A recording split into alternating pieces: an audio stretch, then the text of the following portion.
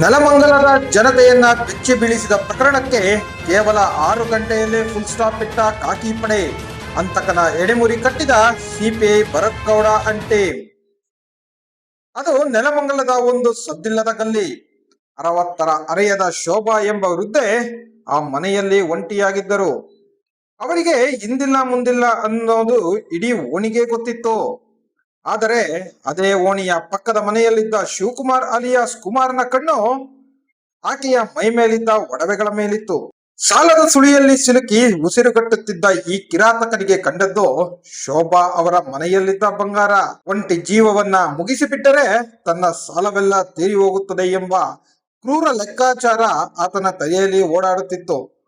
ಕತ್ತಲೆಯಲ್ಲಿ ಹೊಂಚು ಹಾಕಿದ ಕುಮಾರ ಮನೆಯೊಳಗೆ ನುಗ್ಗಿ ಆ ಹಣ್ಣು ವೃದ್ಧೆಯ ಪ್ರಾಣಪಕ್ಷಿ ಆರಿಸಿ ಚಿನ್ನಾಭರಣದೊಂದಿಗೆ ಪರಾರಿಯಾಗಿದ್ದ.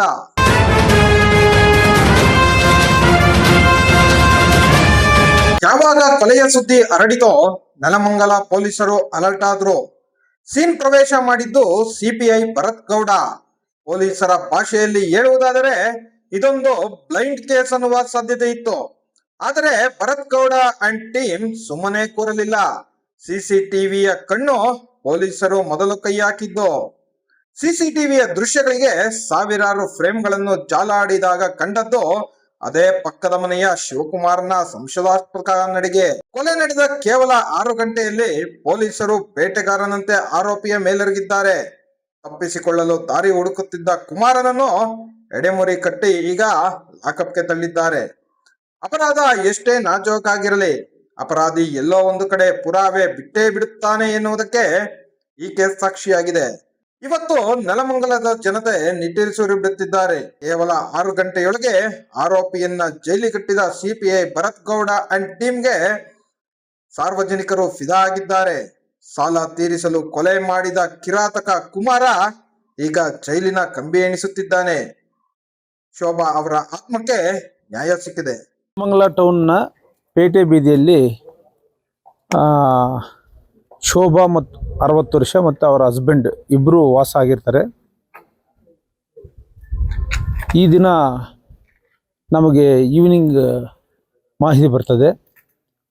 ಇವರ ಹಸ್ಬೆಂಡ್ ಲಾಸ್ಟ್ 10 to 12 ಇಯರ್ಸಿಂದ ಬ್ರೈನ್ ಸ್ಟ್ರೋಕಲ್ಲಿರ್ತಾರೆ. ಆತನ ಎಲ್ಲ ಆರೈಕೆಯೂ ಸಹ ಈ ಶೋಭಾ ಹೆಂಡ್ತಿನೇ ಮಾಡ್ತಾ ಇರ್ತಾರೆ. ಪ್ರತಿದಿನನೂ ಹಸ್ಬೆಂಡ್ಗೆ ಬ್ರೈನ್ ಸ್ಟ್ರೋಕ್ ಆಗಿರೋದಕ್ಕೆ ಫಿಸಿಯೋಥೆರಪಿ ಮಾಡಲಿಕ್ಕೆ ಒಬ್ಬರು ಡಾಕ್ಟ್ರು ಬರ್ತಾರೆ.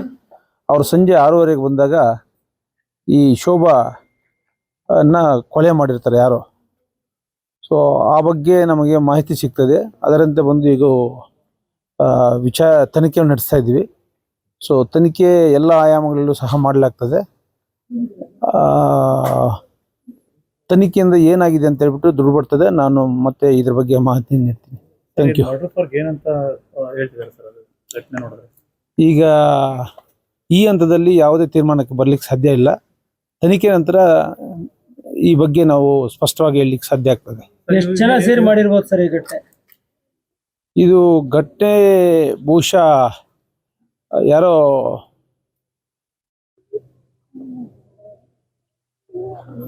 ಒಬ್ಬರೇ ಮಾಡ್ದಂಗೆ ಕಾಣಿಸ್ತಾ ಇದೆ. ಯಾಕಂತಂದ್ರೆ ಹಲವಾರು ಜನರು ಮಾಡಿದ್ರೆ ಅದ ರೀತಿ ಬೇರೆ ರೀತಿಯಾಗಿರೋದು. ಏಜ್ ಆಗಿದೆ, ಅವರು ಪ್ರತಿಭಟನೆ ಇರೋದಿಲ್ಲ.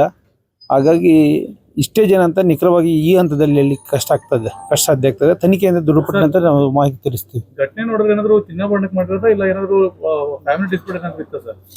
ಇಲ್ಲ, ಈಗ ಯಾವುದು ಇದ್ರ ಬಗ್ಗೆ ವಿಚಾರಣೆ ಆಗಿಲ್ಲ. ಯಾಕಂತಂದ್ರೆ ಅವರಿಬ್ರು ಏಜ್ ಆದವರಿದ್ದಾರೆ. ಈ ಹಂತದಲ್ಲಿ ನಾವು ಯಾವುದೇ ಹೇಳಿದ್ರೆ ಅದು ತಪ್ಪಾಗ್ತದೆ. ತನಿಖೆಯಲ್ಲಿ ಇದೆಲ್ಲ ದೃಢಪಡ್ತದೆ. ನಾವು ಮಾಹಿತಿ ಕೊಡ್ತೀವಿ. ಸ್ಥಳೀಯವಾಗಿ ಹೆಣ್ಮಕ್ಳೆಲ್ಲ ಸ್ವಲ್ಪ ಇದರಲ್ಲಿದ್ದಾರೆ, ಭಯಭೀತರಾಗಿದ್ದಾರೆ. ಯಾಕಂದ್ರೆ ಒಂಟಿ ಹೆಣ್ಮಕ್ಳ ಹತ್ರ ಮರ್ಡರ್ ಆಗಿದೆ, ಸೇಫ್ಟಿ ಇಲ್ಲ ಅಂತ ಒಂದಷ್ಟು ಜನ ಹೇಳ್ತಿದ್ದಾರೆ ಹೆಣ್ಮಕ್ಳೆಲ್ಲ. ಇದ್ರ ಬಗ್ಗೆ ಏನಾದ್ರು ಕ್ರಮ ಕೈಗೊಳ್ತೀರಾ ಹೆಂಗೆ ಸರ್? ಖಂಡಿತ ಇದ್ರ ಬಗ್ಗೆ ನಾವು ತನಿಖೆ ಮಾಡ್ತೀವಿ. ಯಾರು ಅದಕ್ಕೆ ಕಾರಣಕರ್ತರಾಗಿರ್ತಾರೋ ಅವ್ರ ಮೇಲೆ ಕಾನೂನು ಕ್ರಮ ಜರುಗಿಸ್ತೀವಿ.